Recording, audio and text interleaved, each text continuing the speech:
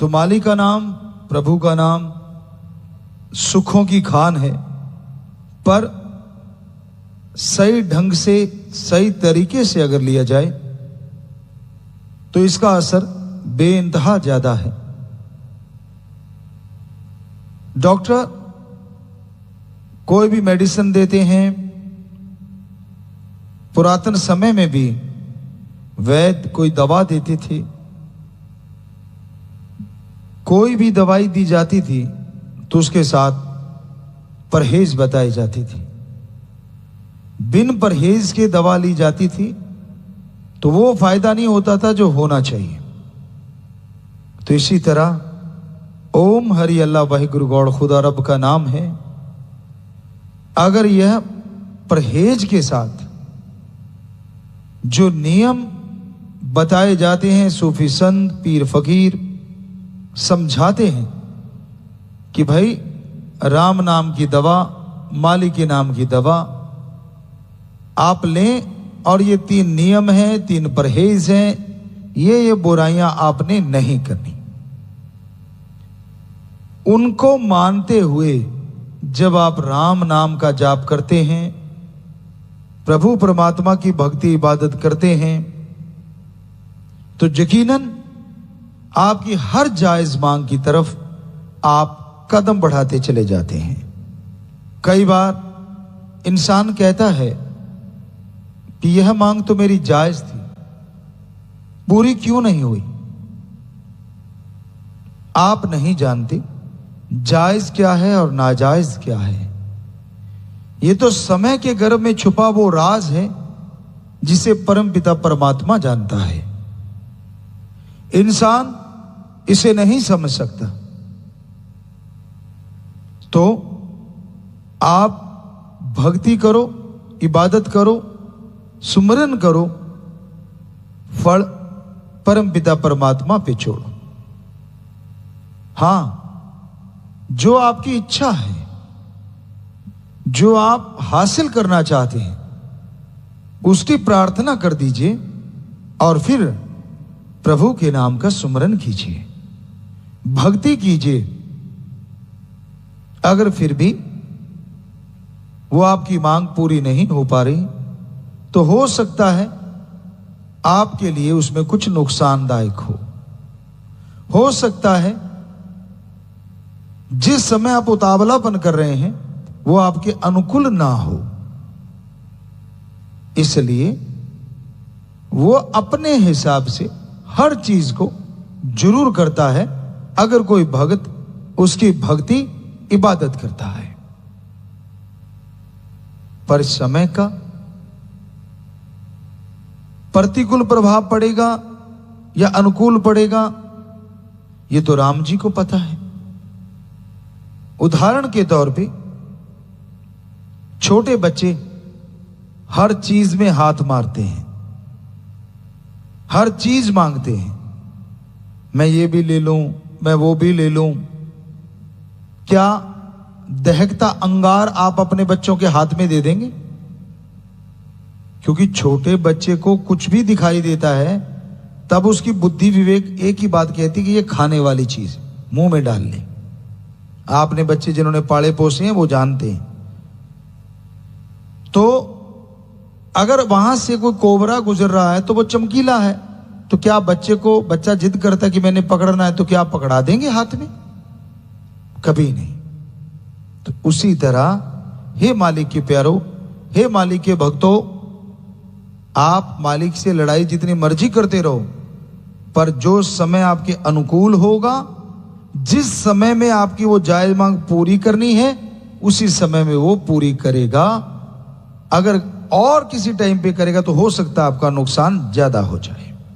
तो आप बिना वजह लड़ाई करते रहते हैं कि मेरी तो ये जायज मांग है, इसमें गलत क्या है? आप क्या जानते हैं गलत अच्छे का? आपको क्या मालूम है समय के गर्भ में क्या छुपा है? तो ये सोच आपकी तंग दिली है, नैरो माइंडेड हैं आप। भक्त को हमेशा खुले दिमाग से रहना चाहिए। रजा में राजी सो मर्द गाजी। प्रभु की इच्छा का जो सत्कार करते हैं वो ही अपनी झोलियां उसकी रहमत से भरमार करते हैं। उसकी इच्छा के अनुसार रहना पड़ता है, खुद की इच्छा को दबाना पड़ता है। आपका मन हावी हो सकता है, आपको गलत बात बता सकता है, क्योंकि माइंड में दो बातें आती हैं, नेगेटिव और पॉजिटिव। हमारे पाक पवित्र सभी धर्मों में, खास करके पवित्र वेदों में भी साफ लिखा है कि जो नेगेटिव विचार देता है, गलत विचार देता है, वो मन की आवाज होती है, और जो अच्छे विचार देता है वो आत्मा की आवाज होती है। मन को इस्लाम धर्म में नफ़ या नफ़ शैतान भी कहते हैं। तो आत्मा की आवाज, कई बार आपको लगता है मैं तो राम के दर्शन मांग रहा हूं, मैं तो भगवान से बात करने की चर्चा करता हूं, ये तो आत्मा की आवाज ही हो सकती है। बिल्कुल हो सकती है, पर आत्मा भी तो बच्चा है ना, मां बाप तो भगवान है। बच्चा अच्छी चीज में भी गलत मांग सकता है, पर देगा तो वो भगवान जो आपके लिए सही है, जो आपके लिए जायज है, और समय के अनुसार हर चीज मिलती है, जल्दबाजी नहीं। भक्तों का गहना होता है संयम, संतोष। जिनके अंदर संयम होता है, संतोष होता है, वही तमाम खुशियां हासिल करते हैं।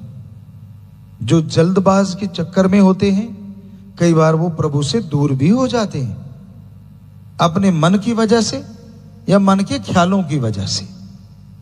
इसलिए जायज मांग आपको लगती है तो सुमरण करते रहिए, भक्ति इबादत करते रहिए। जब समय आएगा वो आपकी जरूर सुन लेगा। मन के पीछे कभी ना चलो, मन के पीछे चलो मत कोई, गुरु कहे करो तुम सोई। यह भव में गोते खिलवावे, यह गुरु से बेमुख करवावे। मन के कहने मत चलो। मन हमेशा आदमी को गलत रास्ते लेके जाता है, आत्मा सही रास्ते लेके जाती है। आत्मा की आवाज को दबा देता है मन, क्योंकि मन बुराई का प्रतीक है और आत्मा अच्छाई की प्रतीक है। सबके अंदर दो आवाजें जरूर उठती हैं, अच्छी और बुरी, पर ज्यादा परसेंटेज बुरी बातों को सुनने की है, कम परसेंटेज अच्छी बातों को ग्रहण करने की है। जैसे अभी हमने बात सुनाई कि व्याकुल नहीं होना चाहिए। बहुत ऐसे लोग होंगे भक्तजन जो इस बात को मानते हैं कि हाँ संयम रखना चाहिए, पर कई कहते हैं लो टाल दिया। सो अपनी अपनी सोच है, क्योंकि वो मन है जो कहता है टाल दिया, और जो संयम बरतते हैं, भक्ति करते, वो कहते हैं हाँ राम जी तब करते हैं जब समय अनुकूल होता है, और वो समय वो ही जानता है, उसको मालूम है, उसको पता है। इसलिए भक्ति में मैं या मन की कोई जगह नहीं। भक्ति में भक्ति करते जाओ, प्रभु के चरण कमलों में ध्यान रख के उसका सुमरन करते जाओ, तो वो जब चाहेंगे दया के सागर रहमत के दाता आपकी झोलियां जरूर भर देंगे। हमेशा खुश रहो। मुश्किल है लेकिन आसान भी है। मुश्किल है जो काम वासना, क्रोध, लोभ, मोह, अहंकार, मन और माया के गुलाम हैं, उनके लिए। क्या भक्त भी इनका गुलाम हो सकता है? जी हां, हो सकता है। यह कोई छोटी मोटी चीजें नहीं है। जब तक निरंतर भक्ति ना की जाए, घंटा सुबह शाम कर लो, 2 महीने में कंट्रोल, पर आप करते तो नहीं। कई तो गुरुमंत्र लेके ऐसी जगह अलमीरा में रख के भूल जाते हैं, या ताला लगा हुआ है, उसको खोल के कभी जाप करते ही नहीं कि भाई हम तो सेवा करते हैं, अच्छे सबका भला करवा रहे हैं और खुद सुमरण नहीं करते। ये किस संत ने किस ग्रंथ में कब कहा कि सेवा वाले को भक्ति नहीं करनी चाहिए? या 1948 से लेके आज तक हमने कभी कहा हो आपसे कुछ कि भाई सेवा करते हो भक्ति की जरूरत नहीं? ऐसा कभी नहीं। ये जरूर कहा कि सत्संग सुनो और अमल करोगे तो बना बनाया सुमरण ले जाओगे। ये तो बोला बहुत बार, आज भी बोल रहे हैं, क्योंकि अमल करोगे तो सुन लिया इधर से, सुना इधर से पार, तो वो पत्थर बन जाता है जो पानी में रहता है। किसी का पैर तो नहीं जलाता, लेकिन जो खुशी मिलनी चाहिए उससे वंचित रह जाता है। सुन के अमल करो, उस पे चलना सीखो, अहंकार त्याग दो, खुद ही त्याग दो। दीनता, नम्रता, संयम, संतोष और भक्ति, बेगर्ज प्रेम, निस्वार्थ भावना से सेवा, ये भक्तों के वो गहने होते हैं जिससे सजने पे वो राम जी जल्दी दर्शन देते हैं। एक एक करके ये पहनते जाओ, यकीन मानो हर चीज अच्छी लगेगी, हर चीज में खुशी आएगी। तो इस तरह आप खुश रह सकते हैं।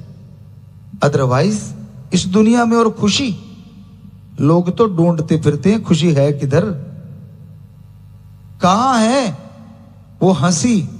क्लब खुल गए हैं बड़े बड़े महानगरों में, कई जगहों पे तो फीस ली जाती है, और करना क्या, सामने खड़े होकर हा हा ही हु किया और सामने वाले को धक्के से हंसी आएगी आएगी, नेचुरली होता है, ये मनोविज्ञान है।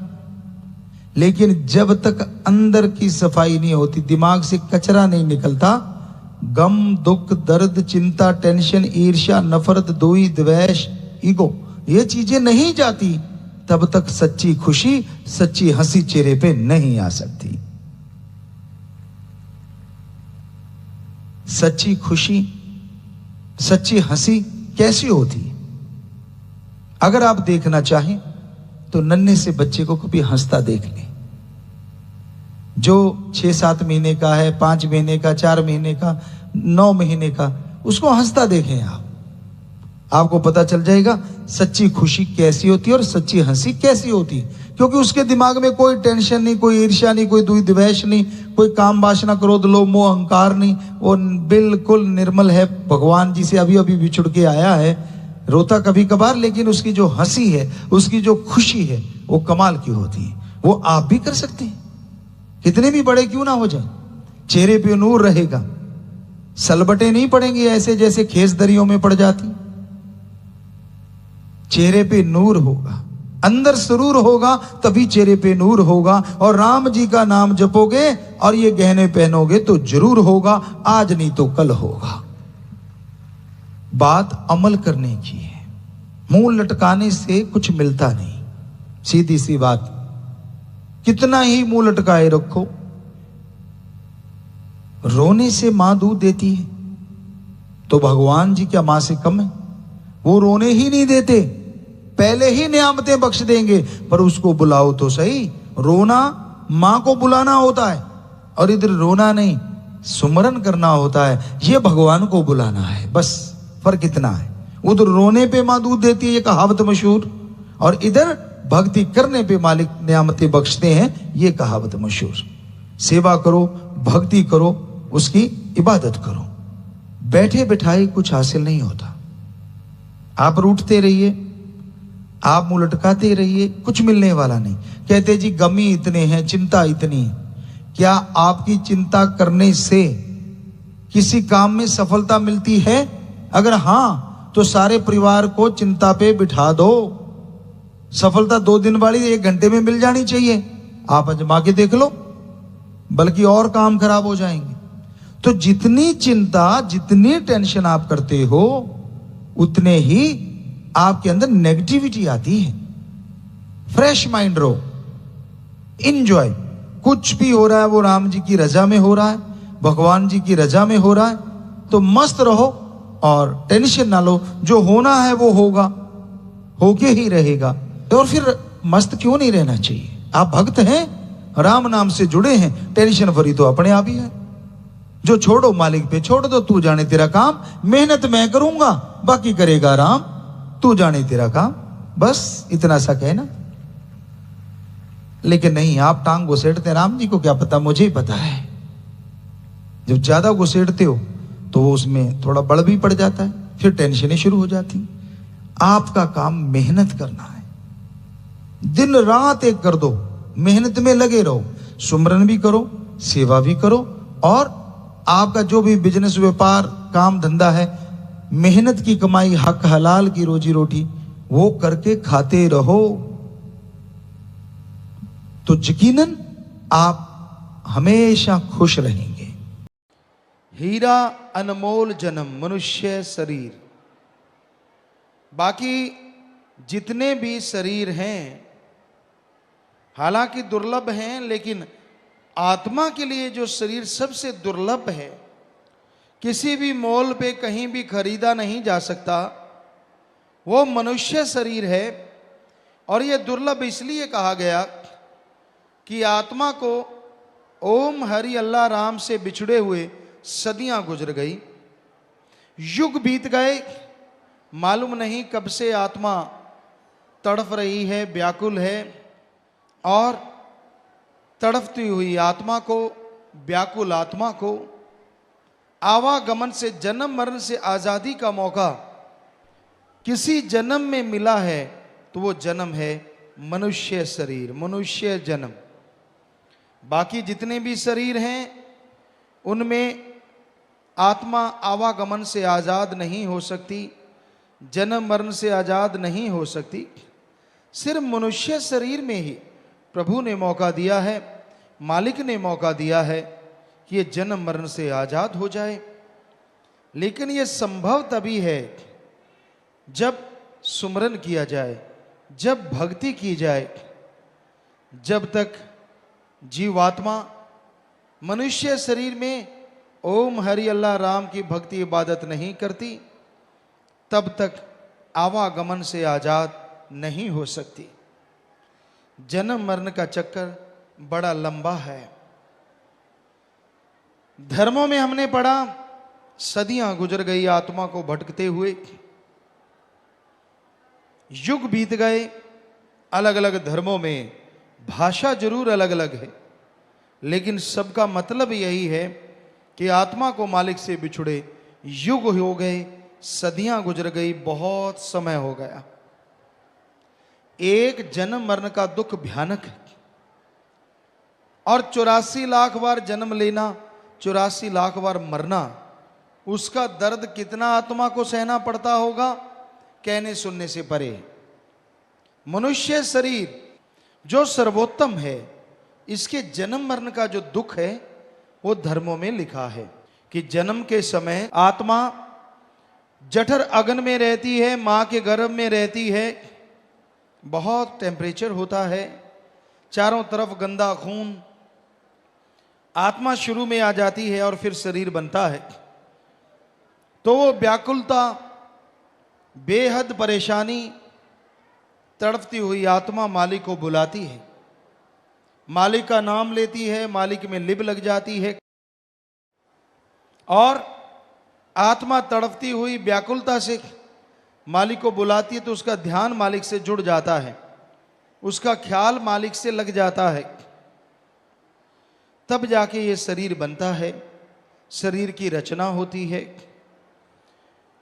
और शरीर बनके जब आत्मा बाहर आती है तो उसकी लिब मालिक से टूट जाती है एकदम से, और दुनिया की हवा ऐसी लगती है, कभी कभार रोती है मालिक की याद में। नन्हे शिशु को आपने देखा होगा, कभी कभी वो बेवजह ही तड़फ के रोने लगता है।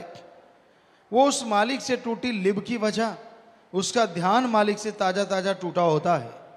वो आंखें मूंदता है कि मेरा दुनिया में ध्यान ना जमे, लेकिन धीरे धीरे माया ये काल की ऐसा असर करती है कि दयाल की तरफ से ध्यान बिल्कुल हटता चला जाता है और दुनिया में वो खोता चला जाता है। तो बेहद दुख दर्द उठा के आत्मा शरीर धारण करके इस संसार में आती है, और जब मरती है, मनुष्य शरीर जब छूटता है, तो इसमें भी बेहद दर्द होता है। हिंदू महापुरुषों ने लिखा है, जैसे 100,000 बिच्छू इकट्ठा डंक मारे, आदमी को दर्द हो मरे ना, जितना दर्द उसे उससे होता है, इससे कई गुना बढ़ के दर्द मौत के समय आत्मा को झेलना पड़ता है। इस्लाम धर्म में लिखा है, कांटेदार झाड़ी गुद्दे के रास्ते डाल के मुख के रास्ते खींच के निकाली जाए, जैसे शरीर का हाल होता है वैसा हाल आत्मा जब शरीर छोड़ती है तब उसे झेलना पड़ता है। और यही बात सिख धर्म में लिखी है, जिंद निमाणी कड्डिए हड्डा कुकुड़काय, कि जब आत्मा शरीर से निकलती है तो ऐसा होता है कि सारा शरीर टूट जाता है, जैसे सारी हड्डियां तोड़ दी जाएं, और फिर आत्मा शरीर को छोड़ के बाहर जाती। इतने दर्द का एहसास होता है, इतना दर्द झेलना पड़ता है, बेहद दर्द। तो आत्मा को भयानक दर्द तकलीफ झेलनी पड़ती है। सच्चे मुर्शिद कामिल शास्त्रनाम जी महाराज दाता रहबर फरमाया करते, जैसे कोई रेशमी कपड़ा हो और उस पे तिल्ले से कढ़ाई की गई हो, उस पे कांटेदार झाड़ी रख के उसको खींच के दूर कर दिया जाए तो जैसे तिल्ला तार तार हो जाता, वो रेशमी कपड़ा बिल्कुल खत्म हो जाता है। उसी तरह जब आत्मा शरीर छोड़ती है, आत्मा का हश्र होता है, आत्मा को बेहद दुख उठाना पड़ता है। तो ध्यान दीजिए, जन्म मरण का इतना भयानक दुख है, और 84 लाख बार जन्म लेना मरना कितना दुख रहा होगा, कहने सुनने से परे है। और धर्मों में यह भी लिखा है कि आत्मा शरीर को ऐसे भी छोड़ती है जैसे हम कपड़ा उतार देते हैं, कपड़ा उतारा नया पहन लिया। यह कब संभव है? इसके लिए ओम हरि अल्लाह राम के नाम से जुड़ना जरूरी है। उस ओंकार जिसने ब्रह्मा विष्णु महेश को बनाया, उस नूरे जलाल अल्लाह ताला जिसने सारी सृष्टि खलकत फरिश्तों को बनाया, वो एक ओंकार वाहिगुरु जिसने सब कुछ बनाया, वो सुप्रीम पावर गॉड जिसने सब कुछ बनाया तैयार किया, उसका नाम लोगे तो मौत के समय चेहरे पे ज्यादा नूर आ जाता है। और आदमी कई तो बता के जाते हैं कि मैं फलां टाइम पे जाऊंगा, भाई मेरा मालिक लेने आया है। ऐसी खुशी होती है जो जिंदगी में कभी हुई नहीं होती, दर्द तो दूर की बात। सो राम नाम में, भगवान की भक्ति में इतनी शक्ति है, इसलिए मालिक का नाम लेना चाहिए, मालिक की भक्ति करनी चाहिए। मालिक की भक्ति से ही ये सब कुछ संभव है, अन्यथा भाई जन्म मरण के दुख भोगने पड़ते हैं। और मालिक की भक्ति से 84 लाख जन्म मरण का चक्कर भी खत्म हो जाता है। इस जन्म में मौत का दर्द तो होता ही नहीं, बल्कि आगे से भी जन्म मरण का जो दर्द है वो हमेशा के लिए खत्म हो जाता है। ऐसा है ओम हरि अल्लाह राम का नाम। इसलिए मालिक का नाम लेने में हिचक नहीं करनी चाहिए, झिझक नहीं करनी चाहिए। और उसको लेने में कोई पैसा तो लगता नहीं, कोई कपड़ों का रंग नहीं बदलना, कोई धर्म जात मजहब नहीं बदलना, घर बार नहीं छोड़ना। आप अपने घर परिवार में रहते हुए मालिक का नाम ले सकते हैं, प्रभु की भक्ति इबादत कर सकते हैं। क्योंकि मालिक का नाम लेने से, प्रभु की भक्ति इबादत करने से इंसान के जन्म मरण का चक्कर तो खत्म होता ही होता है, बल्कि आवागमन से भी मुक्ति मिलती है, आवागमन से भी मोक्ष मुक्ति मिलती है। और जीते जी जितने गम दुख दर्द चिंता बीमारियां हैं वो भी पहाड़ जैसी अगर हैं तो कंकर में बदल जाया करती हैं। इसलिए हर किसी को मालिक का नाम लेना चाहिए, हर किसी को प्रभु की भक्ति इबादत करनी चाहिए। उस भक्ति में ही खुशियां हैं, उस भक्ति में ही इंसान को चैन आता है, आनंद आता है, लज्जत मिलती है। तो भाई, मालिक का नाम सुखों की खान है, मालिक का नाम खुशियां देने वाला है, मालिक का नाम खुशियां बरकरार रखता है। जैसे आपको खुशियां मिल गई, घर में सब कुछ आ गया, लेकिन वो खुशियां हमेशा बरकरार रहें, वो खुशियां कभी कम ना होने पाएं, इसके लिए जरूरी है कि आप मालिक का नाम लेते रहें। अरे जोर क्या लगता है आपका? अगर सुबह शाम 15 मिनट 20 मिनट देने से मालिक के नाम से आपके भयानक कर्म कट जाते हैं, तो आप मालिक का नाम लेते क्यों नहीं? भक्ति इबादत करते क्यों नहीं? मालिक का नाम जरूर लेना चाहिए। इंसान मालिक का नाम ले तो ही खुशियां मिलती हैं। जब मालिक का नाम लेना बंद कर देता है तो उसे अपने कर्मों का बोझ उठाना पड़ता है। तो मालिक का नाम बिना दाम के मिलता है।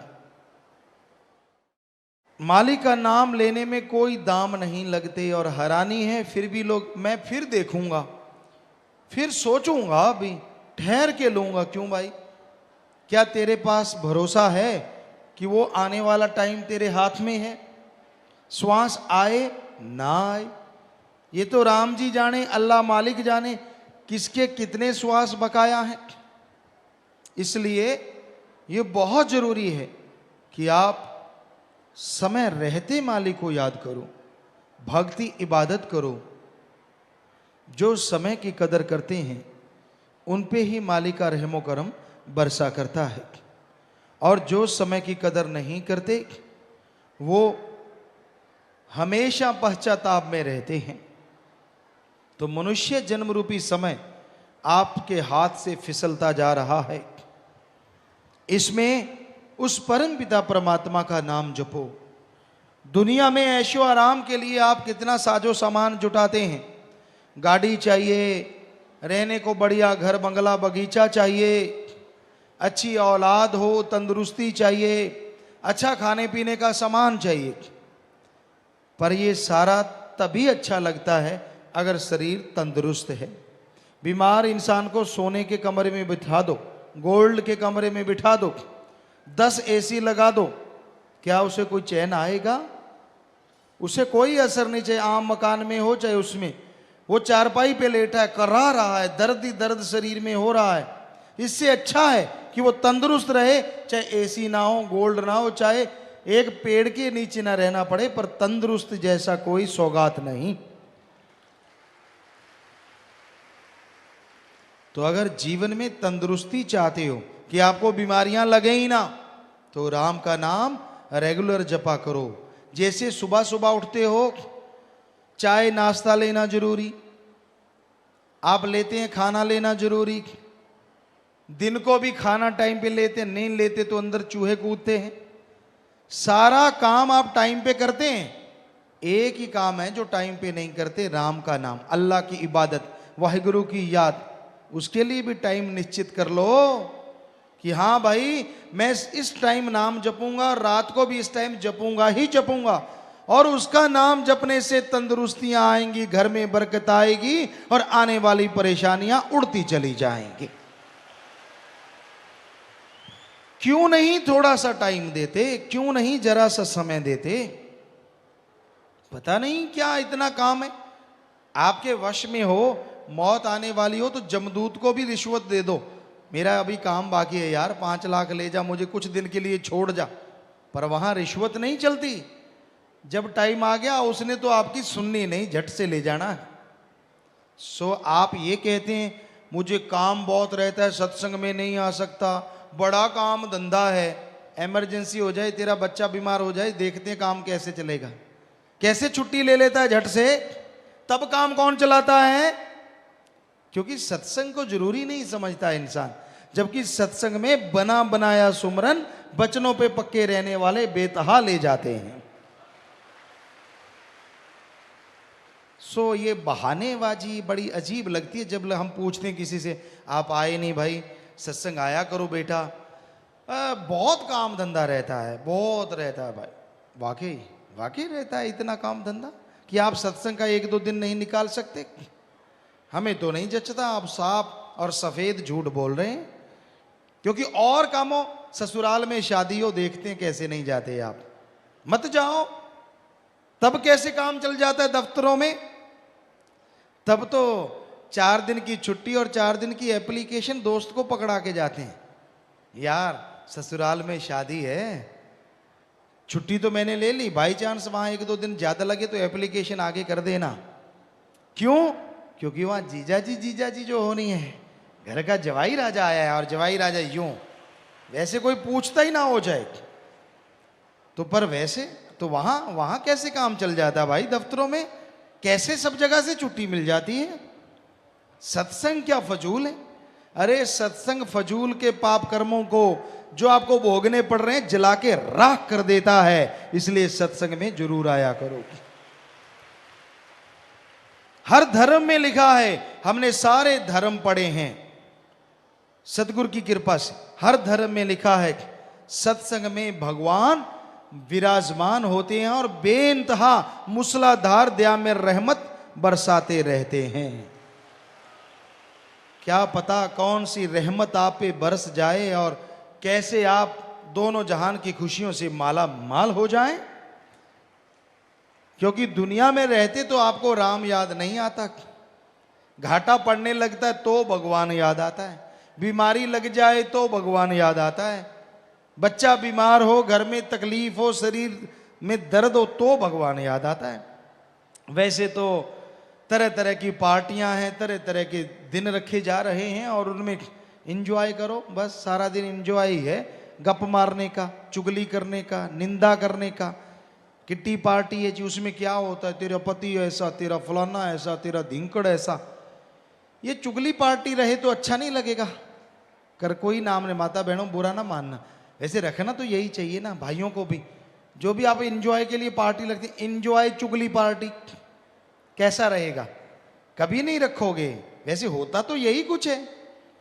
बैठ जाओ, आप चुगली निंदा छोड़ दो, देखते हैं पार्टी में क्या करते हो। हम स्कूल में गए, लड़कियां थी, कॉलेज था, स्कूल था, बच्चे बैठे थे अपने वहां आश्रम में, हमें याद नहीं कौन सा बच्चा था। तो स्कूल में बैठे बैठे हमने उनसे कहा, बेटा आप सिमरन किया करो, भक्ति किया करो। कहते पिताजी आप आया करो। हमने कहा ठीक है, आप कोई बुराई छोड़ दो। कहने लगे हाँ जी आप बताइए, हमें बता दीजिए, हम वो बुराई छोड़ देंगे। हमने कहा पक्का? हमने कहते जी हाँ। सारे स्कूल कॉलेज के बच्चे कहने लगे। हमने कहा ठीक है बेटा, चुगली निंदा छोड़ दो। बच्चों ने हाथ खड़े किए। एक ठीक ठाक छोटा सा बच्चा था, वो रो रहा था। हमने कहा बेटा हमारे पास ही था, तू रो क्यों रहा है? तो उसने जो कहा जरा ध्यान से सुनना। कहने लगा पिताजी अगर चुगली निंदा छोड़ देंगे तो करेंगे क्या? वाकई सच है, जरा सोच के देखो, चुगली निंदा अगर छोड़ दोगे तो करोगे क्या? बाकी बातें कौन सी रह जाती हैं? भाई कैसा है? ठीक हूं। काम धंधा कैसा चल रहा है? बहुत बढ़िया चल रहा है। अगर ऐसे बोल दिया तो अंदर जलन शुरू हो जाती है, उसी टाइम तेजाब बनना शुरू हो जाता है। भगवान इसका बढ़िया चल रहा है, आग क्यों नहीं लगाई इसके? और अगर किसी ने कह दिया यार बहुत बुरा हाल है, बाहर से अच्छा यार मेहनत करना, अंदर से लड्डू फूटते हैं, बढ़िया हो गया, तो इसी काबिल था। सो किसी को खुश देख के आज के लोग खुश नहीं होते, बल्कि ज्यादातर लोग दुखी हैं दूसरों को खुश देख के। किसी को खुश देखते हैं, किसी को सुखी देखते हैं, बेहद दुखी हैं, बेहद दुखी, या अपने कर्मों की वजह से दुखी हैं। तो कर्मों से नेकर्म होने के लिए, कर्मों से बचने के लिए, कर्मों का दायरा जबरदस्त है, उनसे आपका बचाव हो, इसके लिए अगर कोई मूल मंत्र है, अगर कोई तरीका है, तो एकमात्र तरीका ओम हरि अल्लाह वाहेगुरु राम का नाम है। जो मालिक का नाम लेते हैं, जो भक्ति इबादत करते हैं, वही मालिक की कृपा दृष्टि के काबिल बना करते हैं। सो यही कहा गया कि हीरा जन्म मिला है, इसमें मालिक का नाम जपो, ताकि हर तरह की परेशानियां, हर तरह की गंदी आदतें जो आपको लग चुकी हैं उनसे बच सको और मालिक की खुशियों से माला माल हो सको। मानस जन्म मिले भोग 84 प्यारे, इस देही को देवी देवते तरसे सारे, सब जूनों से ऊंचा है यह जन्म मिला प्रधाना। मनुष्य जन्म के लिए देवी देवता भी तरसते हैं। सर्वोत्तम शरीर प्रभु ने बनाया है। 5 तत्व से शरीर बने हैं, पृथ्वी, पानी, अग्नि, वायु और आकाश। किसी में एक है, जैसे वनस्पति है, इसमें एक तत्व मुख्यतः है, वो है पानी। आप सरसों का साग ले लो, हरे पत्ते ले लो, उसे 40-50 किलो सुखा दो, तोल के धूप में रख दो, और बाद में आप देखेंगे वो 5-4 किलो ही रह जाता है, क्योंकि सारा जो पानी है वो उसमें से उड़ जाता है। बाकी जो तत्व हैं लेश मात्र उसमें रह जाते हैं। कीड़े मकोड़े हैं, उनमें आग और हवा होती है। रेगिस्तान साइड में यहां पानी का नामो निशान नहीं होता, दूर दूर तक रेगिस्तान, बालू, रेत, तपती हुई धरती, पर उसमें भी कई कीट पतंगे ऐसे मिल जाते हैं जो वहां रेंगते हुए नजर आते हैं, क्योंकि उनको हवा चाहिए, वो हर जगह, और आग नेचुरली वहां बरस रही होती। पक्षियों में 3 होते हैं, उसमें जो पृथ्वी है, धरती है, माटी है, वो तत्व कम होता है। बाकी तत्व, आकाश तत्व तो किसी में होता ही नहीं, नाम मात्र होता है सब में। उसमें पानी, हवा, आग, 3 चीजें पक्षियों में ज्यादा पाई जाती हैं, और पशुओं में 4। आकाश तत्व नाम मात्र, पर इंसान में 5 तत्व परिपूर्ण है। आकाश तत्व भी सबसे ज्यादा है, और इसी वजह से आदमी की सोचने समझने की शक्ति सबसे ज्यादा है। ताकत में कोई ज्यादा नहीं है, हाथी के सूंड जितना है आदमी, लेकिन हाथी को अपने उंगलियों पे नचाता है, शेर बब्बर शेरों को अपनी उंगलियों पे नचाता है, क्योंकि इसको आकाश तत्व ज्यादा मिलने की वजह से इसका बुद्धि विवेक सबसे ज्यादा है, और उसकी वजह से यह सर्वश्रेष्ठ है। पर बुद्धि विवेक जो दिया है, वो दिया किस लिए है, ये सोचने वाली बात। बुद्धि का दुरुपयोग करते हुए लोग राक्षस शैतान का भी बाप बने बैठे हैं। राक्षस शैतान जो होते थे वो तब आदमी को मारते थे जब उनके कोई दायरे में चला जाता था। जंगलात में उनके दायरे होते थे, सीमा रेखा होती थी कि उसमें अगर कोई चला गया तो वो राक्षस खा जाता था, छोड़ता नहीं था। लेकिन उसके बाहर नहीं आता था। समाज में ये असूल बनाए गए थे। तब युग कुछ और था कि जो मांस, मदिरा, बुरे कर्म करते हैं उनको राक्षस की उपाधि दी जाती थी, और उनका एक दायरा जंगलात में छोड़ दिया जाता था। इससे बाहर आया तो तुझे मार देंगे, इसके अंदर जो मर्जी कर। तो वो वहां रहते थे। तो कोई क्यों जाएगा कि इधर राक्षस क्या लेने जाएगा। लेकिन आज घोर कलयुग, ऐसा कलयुग है, चंद नोटों के लिए आदमी बिक रहे हैं और आदमी आदमी को खत्म कर रहा है, और इसका कोई दायरा नहीं। क्या पता कब सोए हुए निर्दोषों को खत्म कर दें, क्या पता चंद नोट के लालच के लिए कब अपने बाप को, भाई को, बहन को, मां को कब कोई मार दे, कोई भरोसा नहीं। इंसानियत रस्ताल में चली गई, मानवता खत्म होती जा रही है, ये भावना बिल्कुल बर्बाद होती जा रही है। तो भाई इंसानियत को जिंदा रखना है, जरूरी है। और इंसानियत को जिंदा रखने के लिए इस दिमाग का दुरुपयोग नहीं करना चाहिए। सदुपयोग करो, अच्छे नेक कर्म करो, भावना से अल्लाह मालिक राम को याद करो। अगर कोई सच्ची भावना से मालिक को याद करता है तो ही मालिक की दया में रहमत को पा सकता है। इस दिमाग के इस्तेमाल को अच्छाई की तरफ लेके जाओ, भलाई नेकी की तरफ लगाओ, तो आप देवी देवताओं से बढ़ के नजारे लूट सकेंगे और आपका जीवन उनसे सर्वश्रेष्ठ है ये आपको महसूस होने लग जाएगा। इतने नजारे आप इस मृत्युलोक में ले सकते हैं, इतनी खुशियां आप मृत्युलोक में ले सकते हैं। यह जरूरी है, यह बहुत ही जरूरी है। तो इस घोर कलयुग में इंसान अपने दिमाग का इस्तेमाल नहीं कर रहा, इससे काम नहीं ले रहा, और जब इंसान अपने दिमाग से काम लेना शुरू करेगा तो यकीनन इसकी तमाम परेशानियां दूर होंगी और ये अच्छा नेक इंसान बनता हुआ जिंदगी में खुशियां हासिल, सच्चा सुख जिसे कहते हैं, वो राम नाम से हासिल करना शुरू करेगा। क्षणिक आनंद के लिए लोग पागल हैं, कोई इंद्रियों के भोग विलास के लिए पागल हुए फिरते हैं, थोड़े से पैसे के लिए पागल हुए फिरते हैं, जीवा के स्वाद के लिए पागल हुए फिरते हैं। तो ये पागलपन, ये इंद्रियों का भोग विलास क्षणिक होता है। थोड़े देर के लिए, थोड़े से समय के लिए इंसान पागल हो जाता है, और जो परमानंद है, जो हमेशा रहने वाला आनंद है, हमेशा रहने वाली खुशी है, उससे गुमराह हो जाता है, उससे दूर हो जाता है। तो इंसान अगर हमेशा सुख चाहता है तो वो राम का नाम जपने से ही परमानंद आता है भाई। बाकी सुख आए गए, लेकिन राम नाम का सुख, अल्लाह मालिक की भक्ति इबादत का सुख एक बार मिल गया तो परमानेंटली हो जाता है, और दोनों जहान में इंसान खुशी से, सुखों से माला माल रहता है। जैसे वृक्ष की टहनी से फल पक के धरती पे गिर जाता है, वो दोबारा उस टहनी पे नहीं लग सकता, उसी तरह जीवात्मा जन्म पका हुआ फल है जिसमें उस ओम हरि अल्लाह राम को पाया जा सकता है, उस भगवान के दर्शन हो सकते हैं, और भगवान को पाके इंसान अंदर बाहर मालिक की खुशियों से माला माल हो सकता है।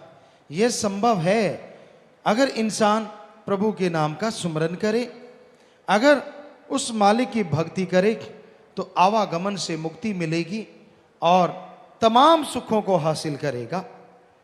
अन्यथा अपने कर्मों को भोगता हुआ इंसान मालिक से दूर होता चला जाएगा और मालिक की भक्ति से खाली हो जाएगा।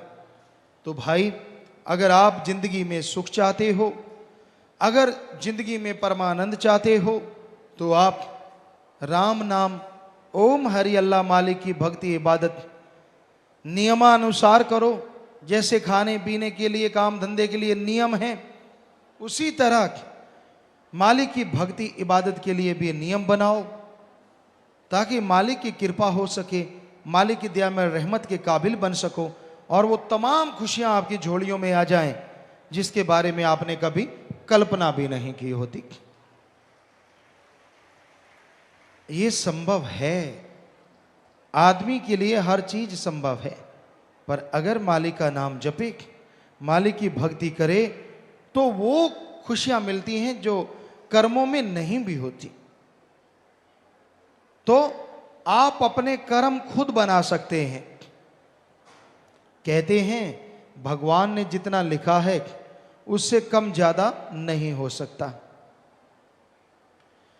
जितना लिखा है उतना ही मिलेगा। हो सकता है यह सच हो, लेकिन इंसान अपने भाग्य को बदल सकता है, यह भी भगवान ने अधिकार दिया है वो भी भगवान के हुक्म में। हिम्मत करे अगर इंसान तो सहायता करे भगवान। हमारे हिंदू धर्मों में लिखा है, इस्लाम धर्म में लिखा है, हिम्मते मर्दा मददे खुदा।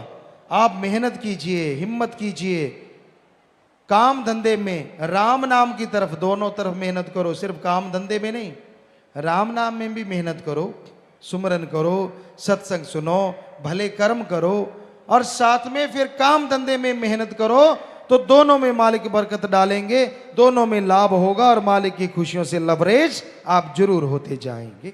आगे भजन में आया, घर और काम को भूला, विषयों में मन लगाया, प्रभु बुलाने लिए माया ने जाल बिछाया, मन माया से बचने लिए सत्संग में है आना। घर भूल गया, असली घर, असली मुकाम कौन सा है जीव का? उस ओम हरि अल्लाह मालिक का वो निज धाम, जिसे हिंदू धर्म में निज धाम सतलोक, सिख धर्म में सचखंड, इस्लाम धर्म में अनामी। वैसे ये अलग अलग भी हैं, जैसे जैसे कोई सुमरण करता है उसके अनुसार दर्जा है।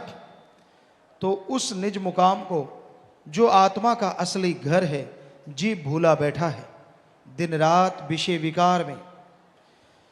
दिलो दिमाग में या तो काम वासना, क्रोध, लोभ, मोह, अहंकार, मन, माया, इन्हीं में खोया रहता है, इन्हीं में उलझा रहता है। हासिल कुछ भी नहीं है, दिन रात इनमें लगा रहा। विषय विकार, काम वासना की आंधी ऐसी सिर पे चढ़ी कि काम वासना के बिना कोई ख्याल ही नहीं आता। क्या माँ, क्या बहन, क्या बेटी, कोई भी हो सामने, आज रिश्ते नाते खत्म होते जा रहे हैं। और इसी का नाम घोर कलयुग या महाकलयुग हमारे धर्म शास्त्रों में लिखा हुआ। सिर्फ काम वासना प्रधान ऐसा हो रहा है। बुरा हाल है इंसानियत का, बुरा हाल है रिश्ते नातों का।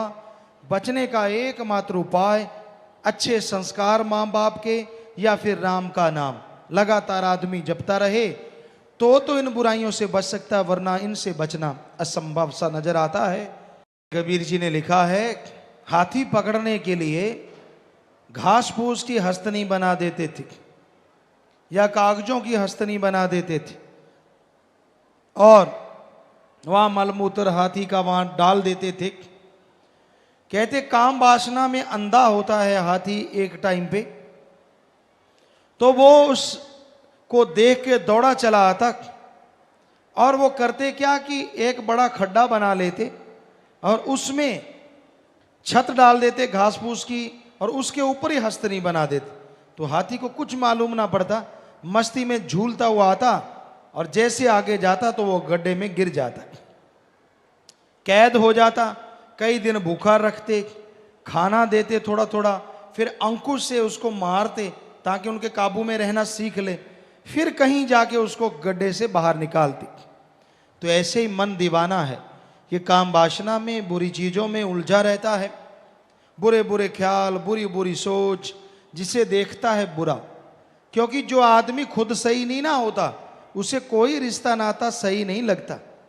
वो वैसे ही तराजू में तोलता है जैसे खुद की भावना होती कि मैं इतना गिरा हुआ हूं, मेरे में ये कमियां हैं, दूसरा सही कैसे हो सकता है, आदमी यह सोचता है। तो भाई अपने आप को शुद्ध करो। सभी एक जैसे नहीं होते, आज भी अच्छे नेक लोग हैं, आज भी रिश्ते नाते बचे हुए हैं हमारे धर्मों की वजह से, अच्छे संस्कारों की वजह से और भगवान की कृपा की वजह से। वरना संसार में बहुत बुरा हाल है। इस कलयुग में इंसानियत का नामो निशान मिटता जा रहा है। तो भजन में आ गया है जी, मांस खा शराब पीकर जन्म बर्बाद करे, आत्मा विचारी को ना जेल से आजाद करे, निर्बल हुई रोटी देकर जेल से छुड़ाना। मांस खाने में आज इंसान इतना गिर गया है, आदमी आदमी का मांस खाए जा रहा है, आदमी के बच्चों को कुत्ते खा रहे हैं। फिर है नशे, नशे बर्बादी का घर है। जितने भी तरह के इंसान नशे करता है बर्बाद होता चला जाता है। अफीम की खेती से स्मैक, क्रैक, चूरा पोस्त, भुक्की, अफीम, हेरोइन, बहुत सारे नशे बनते हैं और इससे बहुत तरह का कैंसर इंसान को हो जाता है, बहुत तरह की बीमारियां हो जाती हैं। इन नशों से बाज आ जाओ, ये नशे बर्बादी का घर हैं। तो भाई ये कभी नहीं करना चाहिए, ये भी इंसान के हर कार्य में बाधक हैं और मालिक से दूर करते हैं। भजन के आखिर में है जी, जिंदगी रूपी बेड़ी भवजल में गोते खाए, नाम जहाज बिन कैसे है पार जाए, बिन मांझी के तर न सकता है दस्तूर पुराना। जिंदगी रूपी नैया, भवसागर, ये संसार, इसमें काम वासना, क्रोध, लोभ, मोह, अहंकार की ऊंची ऊंची लहरें उठ रही हैं और इसमें ये नैया डगमगा रही है। कभी काम वासना की लहर उठती है तो कभी क्रोध की, कभी अहंकार की, कभी मोह ममता की। इसमें उलझी हुई जीवात्मा बुरी तरह से व्याकुल है, बुरी तरह से दुखी हो रही है। इनसे बचने के लिए एकमात्र उपाय सत्संग में चल के आना और सत्संग में से मिलने वाले नाम को लेके ध्याना, नाम का सुमरन करना, उसकी भक्ति इबादत करना, यही एकमात्र उपाय है जिसमें जीव अपनी खुशियां हासिल कर सकता है, मालिक की दया में रहमत के काबिल बन सकता है। और नाम जहाज है, यहां भी जैसे जहाज पे बैठो, कोई सफर तय करना है, वैसे गाड़ियों में 2 दिन 2 रात लगे, 3 दिन 3 रात लगे, कहाँ 2-4 घंटे में वहां पहुंचा जा सकता है। उसी तरह दुख परेशानियों से आज़ादी के लिए, गम दुख दर्द चिंता से मुक्ति के लिए नाम एक ऐसा जहाज है, जो कोई नाम जहाज पे चढ़ता है पलों में परेशानियों से दूर कर देता है और मालिक की दया में रहमत से माला माल कर देता है। सो नाम रूपी जहाज गुरु मंत्र को लेना अति जरूरी है। तो भजन के आखिरी की लाइनों में आया, खुदी का रोग बड़ा कोई ना बच सका, ऋषि मुनि और पीर सभी को लग जाए, दया गरीबी धारण करना शास्त्र नाम जी का समझाना। खुदी अहंकार बुरी बला है। किस बात का अहंकार है? रावण सबसे बड़ा विद्वान, सबसे बड़ा धनवान, सबसे बड़ा औलादवान और सबसे बड़ा राजनीतिज्ञ वो था, लेकिन उसने अहंकार किया, सब कुछ माटी में मिल गया। आप किस बात का अहंकार करते हैं? चंद नोट आ गए, चंद लोग पीछे लग गए, थोड़े बच्चे हैं, कोई सुंदर है या कोई चीज, ना अहंकार ना करो। मालिक की देन समझो कि मालिक तूने बख्श रखा है, सब कुछ तेरा दिया हुआ है। अहंकार ना करो। नाम दे आने वाले अहंकार में ना आना, करी कराई भक्ति माटी में ना मिलाना। हाथी जैसे नहाता है, बाद में कीचड़ डाल लेता है। आदमी की नजरिए से यार बड़ा अजीब बात है, पहले नहाया बाद में कीचड़। वैसे ही की गई भक्ति चली जाती है जब आप अहंकार कर लेते हैं, मैं कुछ हूं। इस पे एक बात याद में आई, मुसलमान फकीर हुए हैं, तो वो एक जगह काम कर रहे थे, कार्य कर रहे थे। बुल्ले शाह का नाम आपने सुना है। तो रोजे के दिन थे, वो अल्लड़ मस्त फकीर अपने काम कर रहा था, तो उनके कुछ साथी बैठे हुए खाना खाने लगे। तो घुड़सवार वहां से आए, कहने लगे यार ये दिखने में मुसलमान लगते हैं और खाना खा रहे हैं, पूछो ये कौन है। उनसे पूछा कौन हो भाई? कहते हम मुसलमान हैं। तो उनके कोड़े बरसा दिए, खूब कोड़े मारे। रमजान का पवित्र महीना आप ऐसा कर रहे हो? बुल्ले शाह से पूछा आप कौन हो? कहता जी मैं तो मालिक का बंदा हूं। कहते तेरा कोई धर्म जात मजहब? कहते मालिक की औलाद, मालिक ही मेरा धर्म, मालिक ही मेरी जात। कहते छोड़ो पागल है, चले गए। अब उनके साथ वाले कुछ दूर थे, बुल्ले शाह काफी दूर थे। वो भागे भागे आए, रोते कहराते, कहते बाबा तेरे को तो कुछ भी नहीं कहा, हमें वो मार पीट के चले गए। तो आगे से बुल्ले शाह मुस्कुरा के कहने लगे आप कुछ बने होगे, अंदर खुद ही आ गई होगी। जब हम मानते कि हम सभी धर्मों को मानते तो यही कहो कि हम तो मालिक के बंदे हैं जी। तो आपने उस मेरे असूलों को माना नहीं तो डंडे तो पड़नी ही थी। अगर मुसलमान हो तो रमजान के पवित्र महीने में रोजा रखो, उस टाइम ये सख्त होता था। तो भाई आदमी जब कुछ बन जाता, मैं कुछ हूं, मैं ये, मैं वो, मैं फलां, मेरे में अकल ज्यादा, फलां तो पागल, तब आदमी धोखा खाता है, उसे खुशियां नहीं मिलती। इसलिए अहंकार नहीं करना चाहिए। दीनता नम्रता धारण करो, मीठा बोलो, अच्छा सोचो, भला करो और भला करने की प्रेरणा दो। कभी कड़वा ना बोलो, किसी को बुरा ना बोलो, क्योंकि बुरा बोलने वाला, गलत बोलने वाला किसी को भाता नहीं। इसलिए मीठा बोलो, दीनता नम्रता से रहो, माटी बन के रहो। माटी बन जाओ तो माटी की कीमत बेशुमार होती है, और मालिक के दरबार में तो कोई माटी बने तो मालिक उसे ताज पे लगा लेते हैं, उसे ऐसा जर्रा बनाते हैं जो सारी दुनिया को रोशन करता रहता है। माटी बनना ही मुश्किल है। दीनता नम्रता धारण करो। कहने में कह देते हैं, वैसे छेड़ के देखो ऐसा लगता है जैसे आग में हाथ लगा लिया हो। सो भाई दीनता नम्रता धारण करना, मीठा बोलना राम के नाम से संभव है। भक्ति इबादत से, वरना हर आदमी ईगो में जल रहा है, हर आदमी की एक हैसियत बनी हुई है, उससे जरा सा भी टस मस नहीं होता, समझौता नहीं करता। सो सुमन के द्वारा सब कुछ संभव है और दीनता नम्रता से मालिक को पाया जा सकता है जी।